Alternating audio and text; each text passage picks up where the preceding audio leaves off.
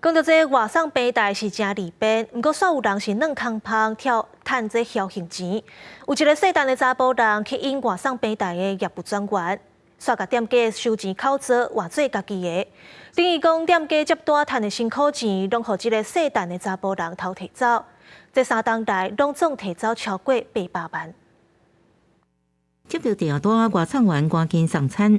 即间有名咖啡厅伫捷运南京复兴站附近，甲外送平台合作，用外送抢营收，做将近1年时间，共共做8工。身份是被告啦，已经涉嫌诈欺等案。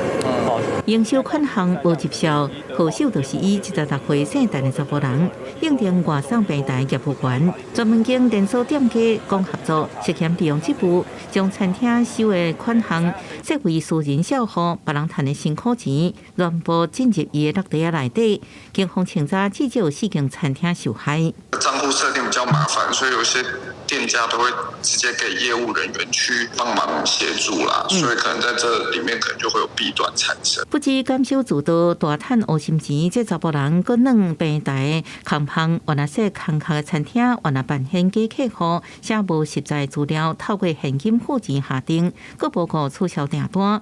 外销平台就会付店头、餐点制作费。另外一边向顾客要求赔偿的时阵，煞找无人。陈姓夫妇2人于8日拘提到案，全案依伪造文书、诈欺及妨害电脑使用移送北检侦办。骗3年外超过800万，受害外送平台也发声明回应。专案经过内部调查发现，涉案的查甫人由人力资源公司派遣，案发了后已经要求换人，各追究法律责任。虽然强调相关诈欺去年有全面升级，不过出现安尼闹交，难免互合作店头、这期业者内部的管理。记者综合报道。